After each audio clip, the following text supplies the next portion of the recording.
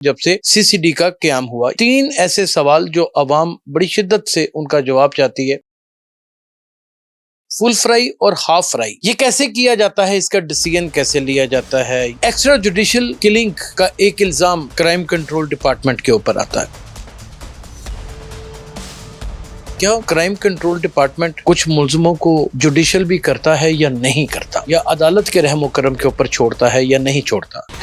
چل چل خدا کی قسم پیسے پالے جیب ان نظروں کو یہاں سے دیکھے۔ انسان جب پیدا ہوتا ہے اس نے تعین نہیں کیا ہوتا کہ وہ کس منزل کے اوپر جا کے کھڑا ہو جائے گا۔ کہیں پہ وہ مدعی بن جاتا ہے اور بسا اوقات ملزم بن جاتا ہے۔ ایسی بے بسی کا عالم بھی آ جاتا ہے کہ انسان اپنے لیے کوئی ڈیسیژن لے ہی نہیں پاتا اور اسی کنفیوژن میں ساری زندگی بسر کر دیتا ہے۔ جرم کی دنیا کتنی خطرناک ہوتی ہے اور بالآخر اس کے نتائج کیا ہوتے ہیں۔ بولتا کالم ود یاسر شمون کے ساتھ میں یاسر شمون خان آپ کی خدمت میں حاضر ہو گیا ہوں۔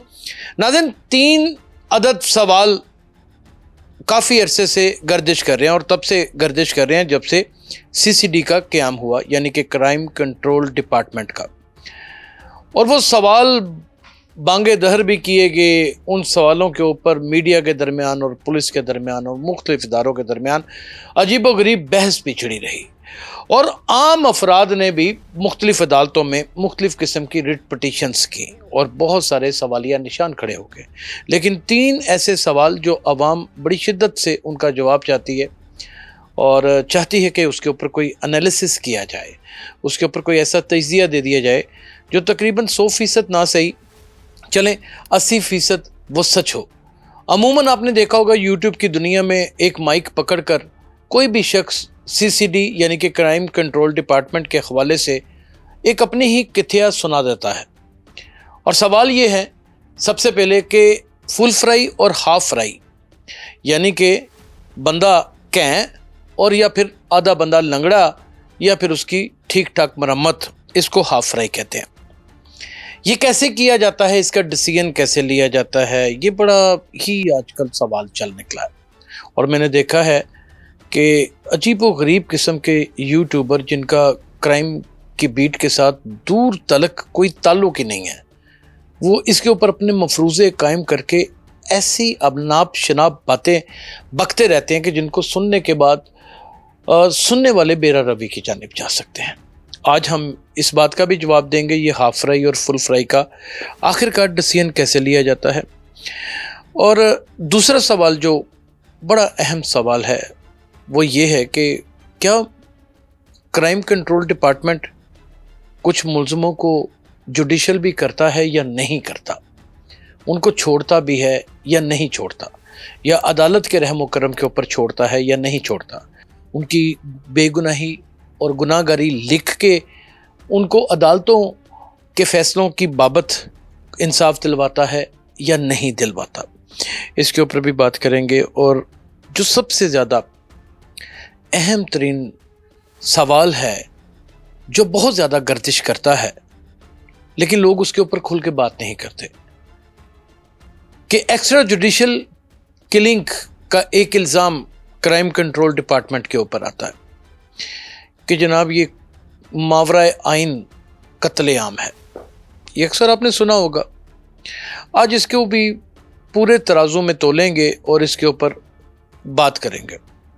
ناظرین، آپ کو پتا ہوگا کہ تقریباً آج سے 8 ماہ پہلے کرائم کنٹرول ڈپارٹمنٹ کا ایک باقاعدہ طور پہ آغاز کیا گیا اس ڈپارٹمنٹ کا، اور یہ آئی جی پنجاب کے انڈر ہی کام کرتا ہے، یا جس صوبے میں بھی یہ اس کا قیام ہوگا اس صوبے کے آئی جی کے انڈر کام کرتا ہے۔ اس کی سربراہی ایک ایڈیشنل آئی جی کرتا ہے، اور وہ ایڈیشنل آئی جی جو پنجاب میں کر رہے ہیں وہ سہیل ظفر چٹھا ہیں، اور وہ کسی بھی تعارف کے محتاج نہیں ہے۔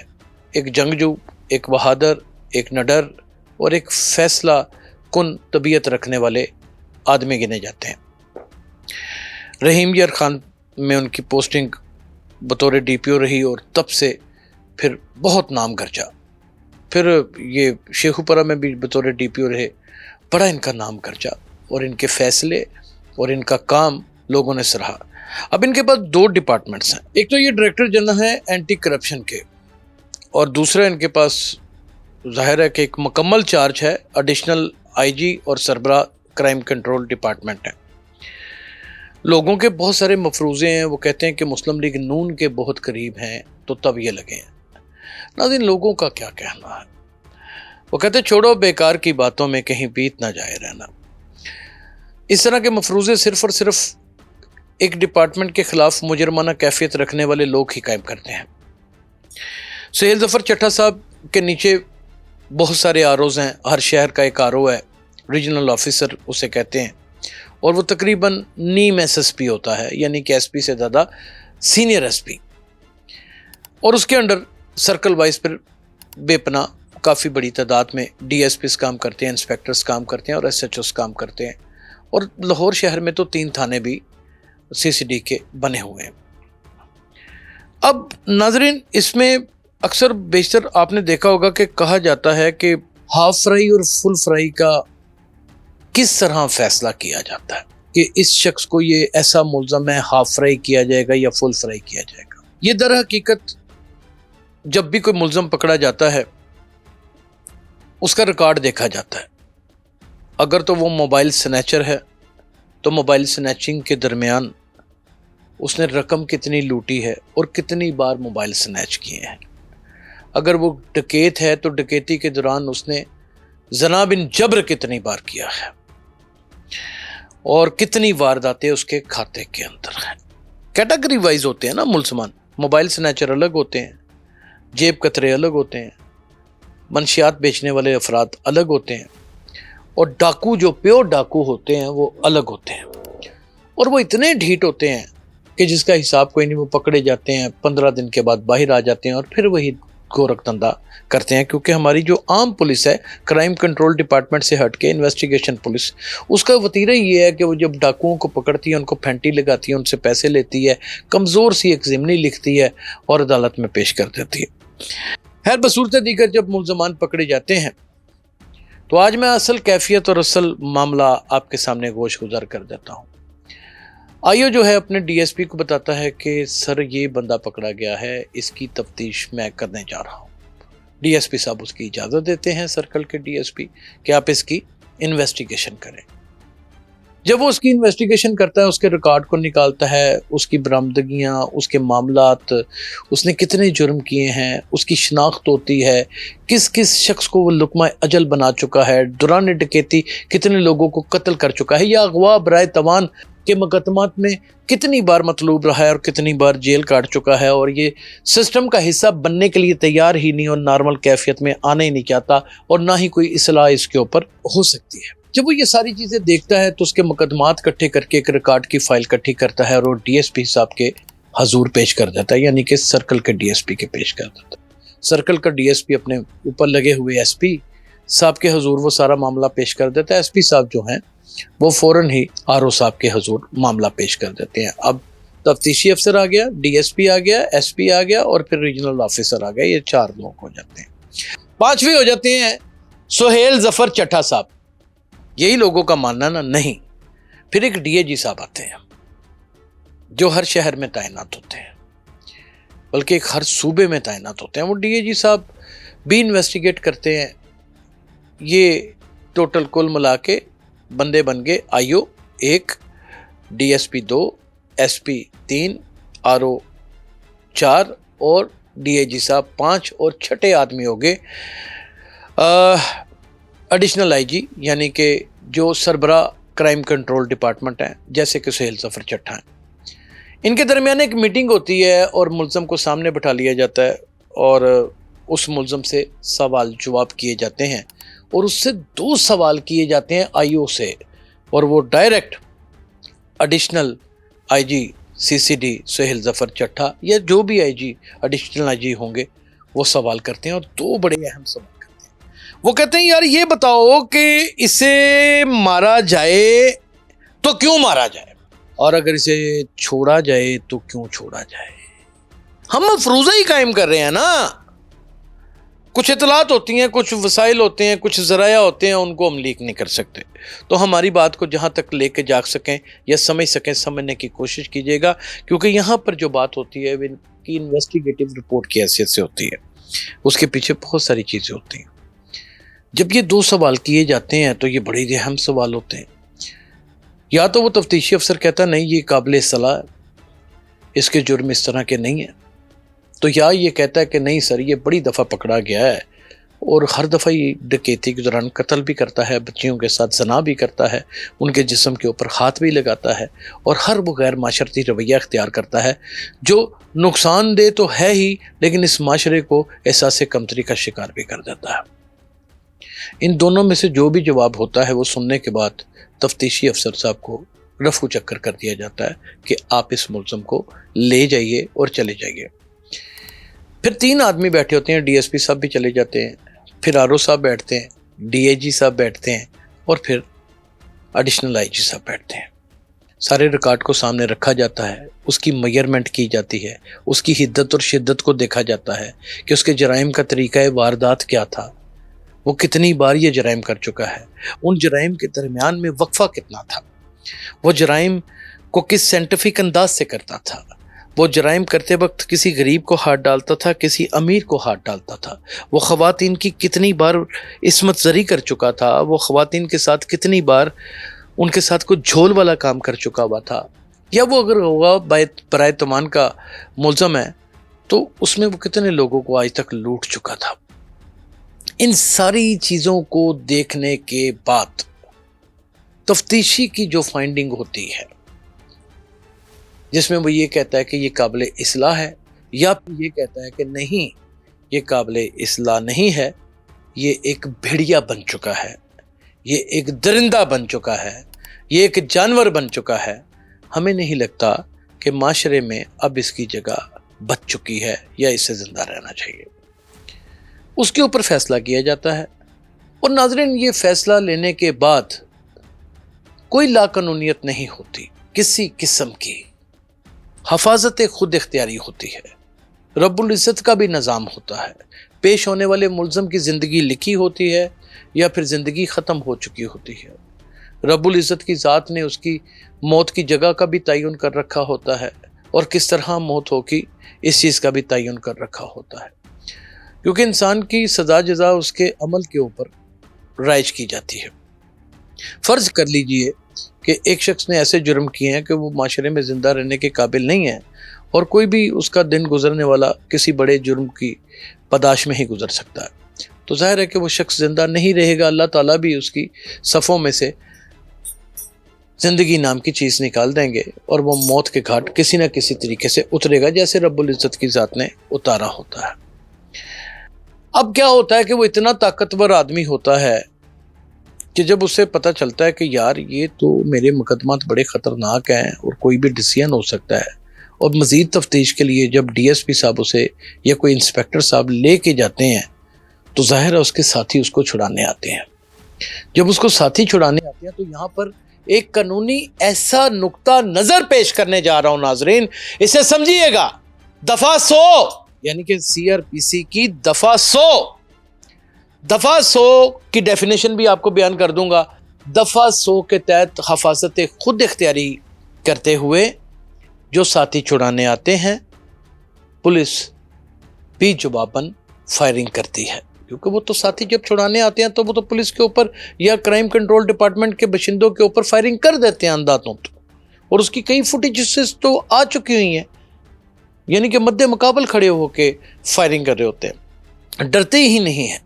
اور کرائم کنٹرول ڈپارٹمنٹ میں جو پولیس افسر ہیں وہ بڑے بڑے کمال کے پولیس افسر ہیں، میں کسی ایک کا نام نہیں لوں گا، وہ بھی آگے سے مقابلہ کرتے ہیں. اب جو کرائم کنٹرول ڈپارٹمنٹ کے لوگ مقابلہ کر رہے ہوتے ہیں وہ حفاظت خود اختیاری کے تحت کرتے ہیں کہ ہماری جان کے اوپر خطرہ ہے، ہمیں حملہ آور حملہ کر چکے ہیں اور یہ ساتھی چھڑانے آئے ہیں، ہمارے پاس ایک قیمتی ملزم تھا، اب ہم نے اس کی بچت کرنے کے لیے، ساتھی کو بچانے کے لیے اور اپنے آپ کو بچانے کے لیے فائرنگ کر دی ہے.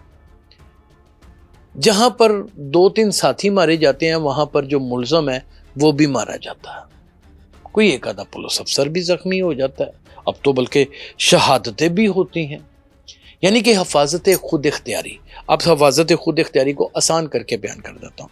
حفاظت خود اختیاری دفعہ 100 کے تحت کی جاتی ہے CRPC کے قوانین کے مطابق, اور یہ صرف کوئی پولیس افسر ہی نہیں کر سکتا, یہ عام شہری بھی کر سکتا ہے. آپ کے گھر میں ڈکیت آ جاتے ہیں, آپ کے پاس لائسنس اسلحہ ہے, تو آپ اپنی حفاظت کے لیے اس اسلحے کا ان ڈکیتوں کے ساتھ استعمال کر سکتے ہیں اور اپنی جان کو بچا سکتے ہیں. ان کو ڈرا بھی سکتے ہیں, اگر وہ نہ ڈریں تو ظاہر ہے ان کے اوپر کھلا فائر بھی کر سکتے ہیں.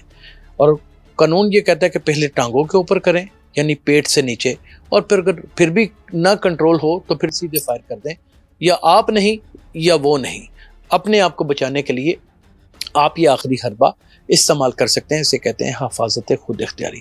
اسی طریقے سے باہر بھی یہ کیا جا سکتا ہے, ڈکیتی کے دوران یا موبائل سنیچنگ کے دوران یا کسی بھی اور خطرناک جرائم کے پیش نظر. اب ناظرین, حفاظت خود اختیاری کے تحت اگر ایک عام شہری فائر کھول سکتا ہے تو کرائم کنٹرول ڈپارٹمنٹ کے لوگ کیوں نہیں فائر کھول سکتے؟ یہ سب سے اہم ترین نقطہ. کیا ان کو اپنی جان عزیز نہیں ہے؟ کیا انہوں نے صرف ایک ہی مقابلہ کرنا تھا اور اس میں سب کو شہید کروا دینا تھا؟ تو باقی کس نے کام کرنا تھا؟ ہر بندہ تو کرائم کنٹرول میں آ کے سرو نہیں کر سکتا. یہ تو گنے چنے لوگ ہوتے ہیں, ٹرینڈ لوگ ہوتے ہیں, نڈر ہوتے ہیں, ان کے کریڈٹس کے اندر پہلے ہی بے انتہا بڑے بڑے کام ہوتے ہیں, تو پھر یہ اس ڈپارٹمنٹ کے اندر آتے ہیں نا. تو حفاظت خود اختیاری کے تحت مقابلہ کیا جاتا ہے اور پھر اس میں یا بندہ فل فرائی ہو جاتا ہے یا ہاف فرائی ہو جاتا ہے. یہ ایک ٹرمنالوجی ہے پولیس کی اور صحافیوں کی اور مختلف اداروں کے درمیان استعمال ہونے والی گفت و شنید کا ایک طریقہ واردات ہے. تو یہ ثابت ہو گیا کہ ایسا نہیں ہوتا کہ لوگوں کو فوراً سے پہلے پھڑکا دیا جاتا ہے, اس کا مکمل ریکارڈ چیک کیا جاتا ہے, اور جو پھڑکایا جاتا ہے جس کو ساتھی چھڑوانے آتے ہیں وہ پتہ نہیں کتنے لوگوں کو لقمہ اجل بنا چکا ہوتا ہے. چھوٹے چھوٹے معصوم بچوں کو, ماؤں کو بچوں کے سامنے ریپ کرتا ہے, باپ کے سامنے بیٹی کو ریپ کرتا ہے, شوہر کے سامنے بیوی کو ریپ کرتا ہے, اور ایسے ایسے خطرناک گھنونے جرم اس کے ریکارڈ کے اندر موجود ہوتے ہیں کہ جن کو دیکھنے کے بعد خدا کی قسم روح بھی کپ کپ آ جاتی ہے. اب ناظرین, دوسرا جو سب سے مزیدار قسم کا سوال تھا کہ میری رپورٹنگ کے حوالے سے لوگوں نے پوچھا کہ آپ نے قریب سے دیکھا سب کچھ, آپ ہمیں یہ بتائیے کہ کیا CCD صرف ہاف فرائی اور فل فرائی کرتی ہے یا پھر کچھ لوگوں کو جوڈیشل بھی کرتی ہے؟ آپ کبھی ان کے نہ ہیڈ آفس گئے ہیں نہ ہی کسی سرکل آفس میں گئے ہیں. یہ بڑے کم واقعات ہوتے ہیں, یعنی کہ 100 میں سے 1% بھی نہیں, آدھا % جو مقابلوں میں مارے جاتے ہیں ملزمان. یہ میں آپ کو بتاتا چلا جاؤں. 99.5% افراد کے اوپر مکمل تفتیش ہوتی ہے.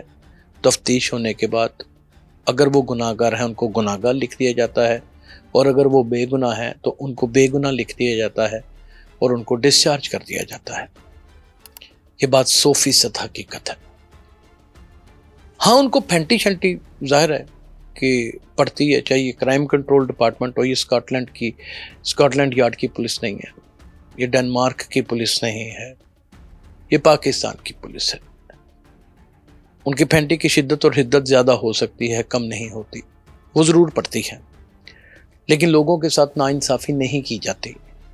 میں بے پناہ ایسے کیسز جانتا ہوں کہ جس میں قتل کے مقدمات میں لوگوں کو اٹھایا گیا لیکن ان کے حصے میں کچھ بھی نہیں نکلا اور ان کو چھوڑ دیا گیا. اور میں کئی ایسے کیس جانتا ہوں کہ جن کا پہلا قتل تھا, دوسرا قتل تھا, یا دشمنی کی بابت کو قتل تھا, ان کو گناہ گر کر کے ان کو جوڈیشل کر دیا گیا. ویسے ہی کام ہوتا ہے جیسے باقی علاقوں میں باقی ڈپارٹمنٹس کے اندر کام ہوتا ہے. صرف اور صرف 1% آپ زیادہ سے زیادہ لگا لیں کہ یہ مقابلوں کی ریشو اور نیفا جات کے اندر گولی چلنے کا معاملہ جو ہے وہ ہمارے سامنے آتا ہے. اب لوگوں نے یہ بھی سوال مجھ سے پوچھا کہ یاسر صاحب آپ ہمیں یہ بتا دیجئے کہ آج کل CCD ٹھنڈی ہو گئی ہے. بھائی CCD ٹھنڈی نہیں ہو گئی, شوٹر کم ہو گئے ہیں, ڈکیتوں کی وارداتوں میں نمایاں کمی آئی ہے. جو روایتی ڈکیت تھے وہ پولیس مقابلوں میں مارے گئے ہیں, جو اجرتی قاتل تھے وہ پولیس مقابلوں میں مارے گئے ہیں, ڈیرے داروں سے شوٹرز کو پکڑ لیا گیا ہوا ہے, اور باقی جو شوٹرز ہیں وہ یہ کام دھندا چھوڑ کے اپنے روپ بدل کے اور ہی دنیا میں نکل جا چکے ہوئے ہیں, یا کچھ بیرون ملک جا کر اپنی ایک پناہ گاہیں بنا چکے ہوئے ہیں۔ کرائم کنٹرول ڈپارٹمنٹ کی کارکردگی کے مد نظر کرائم میں ایک بڑی خطرناک حد تک کی کمی ضرور آئی ہے۔ اب آپ کو راتوں کو نکلتے ہوئے ڈر نہیں لگتا۔ اب چوریاں تو ہوتی ہیں، ظاہر ہے غربت ہے، بے انتہا، کھانے کے لیے لوگوں کے پاس کچھ نہیں ہوتا، چوریاں اور یہ ٹینگ پٹاسے سارے کام ہوتے رہتے ہیں۔ لیکن آپ نے دیکھا کہ نیفا جات میں گولی بھی کم چلتی ہے، کیونکہ اس کی وجہ یہ کہ لوگوں کو پتہ چل گیا کہ یار یہ پہلے جو مورت کے ساتھ اس کے ہیپ کے ساتھ جڑ کے کھڑے ہو جاتے تھے، اب ہر جگہ پہ ویڈیو بن جاتی ہے، اب گولی نیفے کے اندر چلی تو پھر کسی کے پاس بھی کھڑے ہونے کے قابل نہیں رہیں گے، بلکہ اپنی زوجہ محترمہ کے پاس بھی کھڑے ہونے کے قابل نہیں رہیں گے۔ ناظرین، لاسٹ کویسچن یہ تھا کہ یہ اس ڈپارٹمنٹ کو سر دست ہیڈ کون کرتا ہے؟ کچھ لوگ کہتے ہیں کہ حکومت پنجاب اسے ڈائریکٹ کرتی ہے۔ یاد رکھیے گا، حکومتیں ریاستوں کو سفارش کیا کرتی ہیں اور ریاستیں حکومتوں کی اس سفارش کو گراں قدر انداز سے دیکھتی ہیں، اور دیکھنے کے بعد پھر ڈپارٹمنٹس بنتے ہیں، اور جب ڈپارٹمنٹس بنتے ہیں تو ان کے اوپر وقت کا وزیر اعلیٰ، وقت کا بادشاہ جو ہے وہ حکومت کرتا ہے اور وہی فیصلے لیتا ہے۔ پنجاب کے اندر کرائم کنٹرول ڈپارٹمنٹ کے تمام تر لیے جانے والے فیصلے جہاں پر سہیل ظفر چٹھا لیتے ہیں، لیکن وہ بھی میڈم سی ایم صاحبہ محترمہ مریم نواز کی سربراہی میں لیتے ہیں۔ یہ کوئی ایک ایسا فیصلہ نہیں ہوتا، کسی کی زندگی کا فیصلہ، کسی کی لائف کا فیصلہ، کسی کے فیوچر کا فیصلہ، لوگوں کو داد رسی دینے کا فیصلہ، یہ بڑے مشکل ترین فیصلے ہوتے ہیں۔ یہ کوئی ایک فرد واحد نہیں کر سکتا، یوں کہہ لیجیے کہ فرد واحد نہیں کر سکتا۔ یہ اجتماعی طور کے اوپر اور عوام کے وسیع تر مفادات کے پیش نظر فیصلے کیے جاتے ہیں۔ حالات تب ہی بدلتے ہیں جب انسان اپنے حالات بدلنے کے لیے کوشاں ہوتا ہے۔ آج کرائم کنٹرول ڈپارٹمنٹ کے اوپر اس طرح تنقید نہیں ہوتی جتنی تنقید اس کے بننے کے اوپر ہوئی تھی۔ کرائم کنٹرول ڈپارٹمنٹ نے اپنے فن اور اپنے ہنر کے ساتھ آج اپنا لوہا منوا لیا ہے۔ بہت سے فیصلے اور بہت سے مقابلے غلط بھی ہو جاتے ہیں۔ کرائم کنٹرول ڈپارٹمنٹ میں اپنے ہی ادارے میں کام کرنے والے مختلف افراد کو کیفر کردار تک پہنچایا اور ان کو حوالاتوں میں بند کیا، جس کی بہت ساری نظیر ہمیں مل جاتی ہیں خبروں کی شکل میں۔ لہٰذا جب ادارے بنتے ہیں، وہ کوئی غلط کام بھی کرے تو قانون کے دائرے میں رہ کے کرتے ہیں۔ اس غلط کام کو ثابت کرنا کسی جہادیدہ آدمی کا کام ہوتا ہے، کسی شعبدہ باز کا نہیں۔ اپنا بہت خیال رکھیے گا۔ اللہ حافظ۔